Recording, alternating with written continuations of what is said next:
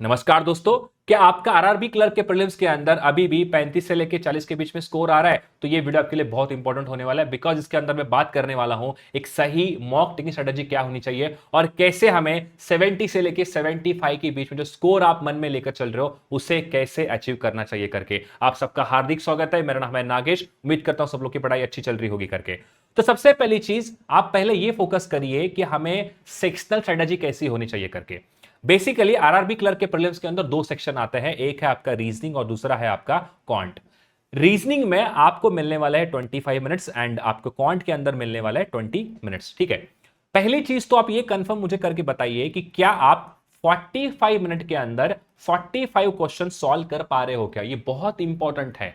अगर आप 45 मिनट के अंदर 45 क्वेश्चन भी सॉल्व नहीं कर पा रहे हो तो कहीं ना कहीं आपको बहुत काम करना पड़ेगा आने वाले समय के अंदर।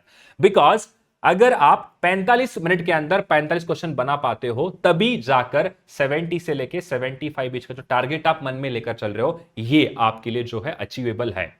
बेसिकली आरआरबी क्लर्क का प्रीलिम्स का जो पेपर होता है वो बहुत इजी होता है और जितने भी सारे एस्पिरेंट एग्जाम को प्रिपेयर कर रहे हैं उनके मन में एक ही मतलब एक एम होता है कि मुझे 75 से प्लस स्कोर करना है करके। अगर आप इन बच्चों को बीट करना है तो पहला स्टेप नंबर 1 क्या है? 45 मिनट के अंदर आपको सॉल्व करने हैं 45 क्वेश्चन। ये बहुत जरूरी है। क्लियर है पॉइंट? ठीक है। उसके बाद हम टारगेट करेंगे रीजनिंग के अंदर हमें स्कोर करना है 35 और क्वांट के अंदर हमें स्कोर करना है 30। पहला हमारा टारगेट है कि हम फोकस करते हैं कैसे भी करके 65 के आसपास हमारा स्कोर जो है वो पहुंचना चाहिए और उसके बाद हम स्केल अप करेंगे 65 से लेके 75 के आसपास। क्या ये पॉइंट क्लियर है? तो ये वीडियो के अंदर मैं इस टॉपिक के ऊपर कंप्लीटली बात करने वाला हूं। तो लेट्स गेट स्टार्टेड।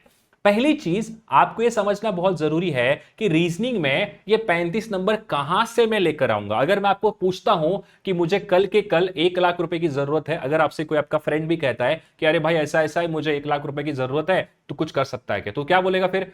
मेरा अच्छा दोस्त है, मैं काम करता हूं, मैं उनसे बात करता हूं, इनसे बात करता हूं, यहां से 10,000 रुपए आएंगे, यहां से 15,000 आएंगे। इसका मतलब 1 लाख रुपए का जो टारगेट है आपका उसे अचीव करने के लिए आप यहां वहां से जुगाड़ करते हो।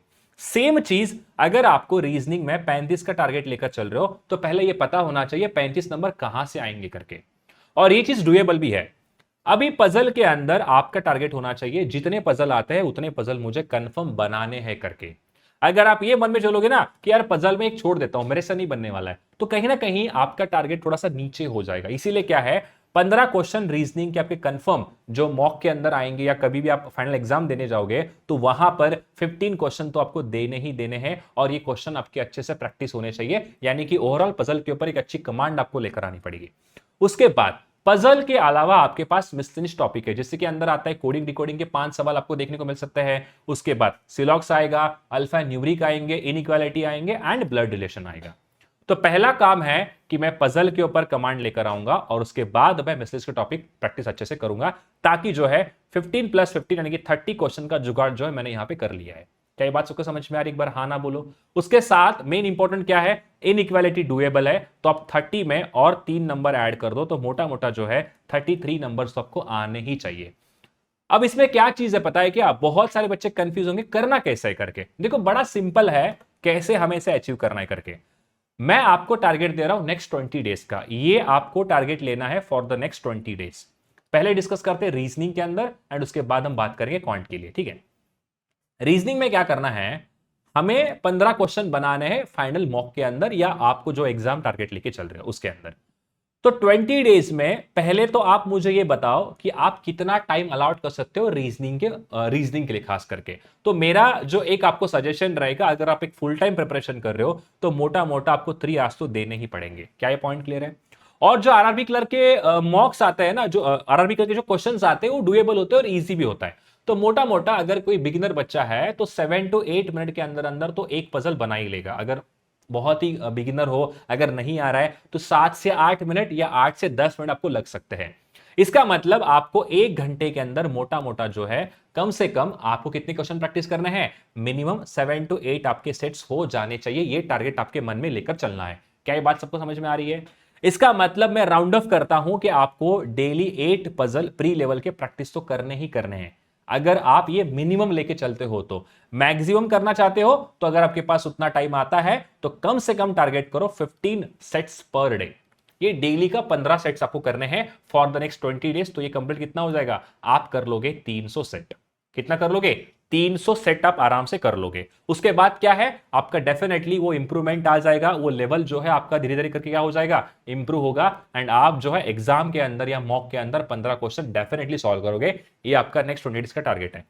इसके साथ क्या करना है पता है क्या, देखो आपको सॉल्व करने हैं 5 सेट हर एक टॉपिक से। जैसे कि क्या करना है, 5 सेट कह रहा हूं मैं, 5 क्वेश्चन नहीं, 5 सेट। ये होंगे सिलॉक्स के 5 सेट, क्लियर है पॉइंट। उसके बाद नेक्स्ट क्या करना है हमको, कोडिंग डिकोडिंग के 5 सेट करने हैं, अल्फा न्यूमेरिक के 5 सेट करने हैं आपको। उसके साथ इनइक्वालिटी के 5 सेट करने हैं। मतलब मोटा मोटा मान के चलो 3-4 क्वेश्चन पर सेट आप ऐसे लेके चल सकते हो, ठीक है। उसके बाद आपको प्रैक्टिस करने, मतलब ये तो बेयर मिनिमम है। उसके साथ आपको 5 सेट करने हैं ब्लड रिलेशन के। यानी कि क्या होगा, इन पांचों टॉपिक से आपको 5 सेट एवरीडे, मतलब टोटल आप करोगे 25 sets on a daily basis. तो क्या होगा, 25 सेट्स आपके यहां के हो गए और 10 से 15 सेट आपके हो गए पजल के, जो कि 3 घंटे के अंदर डुएबल है फॉर द प्रीलिम्स। एक 5-6 दिन के बाद डेफिनेटली आपका टाइमिंग जो है कम होता हुआ आपको दिखेगा। ये आपको स्ट्रेटेजी बनानी है फॉर द रीजनिंग, क्लियर है, ठीक है। अब बात करते हैं कहां से करना है, वो भी समझाऊंगा, बट आपको एंड तक देखना है वीडियो। अब सबसे इंपॉर्टेंट बात क्या है, देखो क्वांट के लिए क्या करना है। क्वांट के अंदर आपको पता होगा, आरआरबी क्लर्क के प्रीलिम्स के अंदर स्पीड मैथ से 15 क्वेश्चंस आते हैं। क्या ये चीज पता है आपको, स्पीड मैथ से आपको 15 क्वेश्चन देखने को मिलने वाला है। 15 क्वेश्चन आपको आएंगे ही आएंगे, ये बात ध्यान में रख लो। और स्पीड मैथ में क्या क्या आता है, simplification, approximation, quadratic, number series. Number series again 2 part आता है, एक आता है आपका मिसिंग और एक आता है आपका रॉन्ग। तो क्या है, ये 15 क्वेश्चंस हमें फाइनल एग्जाम में प्रिपेयर करके अच्छे से लिखना है और सॉल्व भी करना है विथ 100% एक्यूरेसी। तो इसे क्या करना है, इसके लिए आपको बताऊंगा मैं 20 डेज का टारगेट क्या होना चाहिए। देखो 20 डेज में क्या करना है, डेली के बेसिस पे आप सॉल्व करोगे 15 क्वेश्चन। कहां से, सिंप्लीफिकेशन 15 क्वेश्चन, अप्रोक्सीमेशन के 15 क्वेश्चन, उसके बाद मिसिंग नंबर के 15 क्वेश्चन और रॉन्ग नंबर के 15 क्वेश्चन। उसके साथ आप प्रैक्टिस करोगे क्वाड्रेटिक के, यानी कि ऑन अ डेली बेसिस आप सॉल्व करोगे 75 क्वेश्चंस। क्या पॉइंट क्लियर है, 75 क्वेश्चन आपको सॉल्व करने हैं फॉर द नेक्स्ट 20 डेज। तो मोटा मोटा जो है आपका लगभग 1500 क्वेश्चन के आसपास जो है आपका लेवल ऑफ जो क्वेश्चन है वो इंप्रूव भी होगा और 1500 क्वेश्चंस आपके आंखों से नीचे चले जाएंगे। आपको पता लगेगा अगर ऐसा आता है 62.5% इंटू आपको दिया है 800, ठीक है, आपको पता नहीं है इसका फ्रैक्शन कन्वर्जन क्या होता है, तो डेफिनेटली कहीं ना कहीं आपको दिक्कत आएगा। आप समझेगा कि यार ये तो करना पड़ेगा। यहां पर मुझे 18 का क्यूब नहीं पता चल रहा है क्योंकि सिंप्लीफिकेशन के अंदर क्वेश्चन आ रहे हैं। तो ये चीज आपको समझ में आ जाएगी एंड ऑटोमेटिकली आप सीखोगे कि टेबल कितने इंपॉर्टेंट है, स्क्वायर कितने इंपॉर्टेंट है, क्यूब कितने इंपॉर्टेंट है और फ्रैक्शन का और जो टेबल है वो कितना इंपॉर्टेंट है करके, क्लियर है। एक आपके लिए मैं काम करता हूं, नीचे डिस्क्रिप्शन बॉक्स में हमारा टेलीग्राम चैनल का लिंक दिया है। 2 टेलीग्राम ग्रुप है, एक तो हमारा जो मेन चैनल है स्मार्ट किडा का, उसके साथ रीजनिंग बाय नागेश करके हमने एक ग्रुप बनाया है। वहां पर आपको मैं गाइड करता रहूंगा, उसको ज्वाइन कर लेना। एंड मैं आपको जो है यहां पर इसका जो टेबल का पूरा एक चार्ट है वो आपको मैं भेज दूंगा। उसका आप डायरेक्टली प्रिंट आउट निकाल के आपके एग्जाम के जहां भी पढ़ाई करने बैठते हो वहां से अच्छे से लगा लो, ठीक है। ये हो गया, तो ये कर लो क्वांट के लिए। उसके साथ नेक्स्ट क्या है, आपको 15 क्वेश्चंस, आपके 15 क्वेश्चंस आएंगे डेटा इंटरप्रिटेशन के। तो 15 क्वेश्चन स्पीड मैथ, 15 क्वेश्चन आपके होंगे डेटा इंटरप्रिटेशन। 1-2 नंबर ऊपर नीचे कर सकते हो, कोई बात नहीं। तो 30 का टारगेट तो यहीं से होने वाला है नेक्स्ट 20 डेज के अंदर। अगेन डेटा के लिए क्या करेंगे अपन, डेली का 10 सेट आपको सॉल्व करने हैं डेटा इंटरप्रिटेशन के, यानी कि 10 सेट मतलब 5 क्वेश्चन ऑन एवरी सेट, यानी कि टोटल आपके हो जाएंगे 50 क्वेश्चन। ये करना है फॉर द नेक्स्ट 20 डेज। क्या ये चैलेंज आप एक्सेप्ट करोगे? अगर आपको ये चैलेंज एक्सेप्ट करना है तो नीचे कमेंट करना है कि चैलेंज एक्सेप्टेड। इस वीडियो को सेव करके रख लो, 20 डेज के बाद आके आप मुझे बताओगे कि सर मैंने चैलेंज आपका जो है वो आज एक्सेप्ट किया था और मैंने इसको पूरा भी किया और ये रहा मेरा लेवल इंप्रूव हो चुका है करके। क्या ये बात क्लियर है? ठीक है, अब बात करते हैं, हर एक के दिमाग में एक ही चीज चलती है कि सर हमें बताइए अर्थमेटिक कहां से करना है। अर्थमेटिक बहुत दिक्कत हो रहा है, अर्थमेटिक क्वेश्चन नहीं बन रहे। पहली चीज, क्या आपने देखा है कि अर्थमेटिक क्वेश्चन आते कैसे हैं? आरआरबी क्लर्क के अंदर बहुत ही हलवा क्वेश्चन आता है।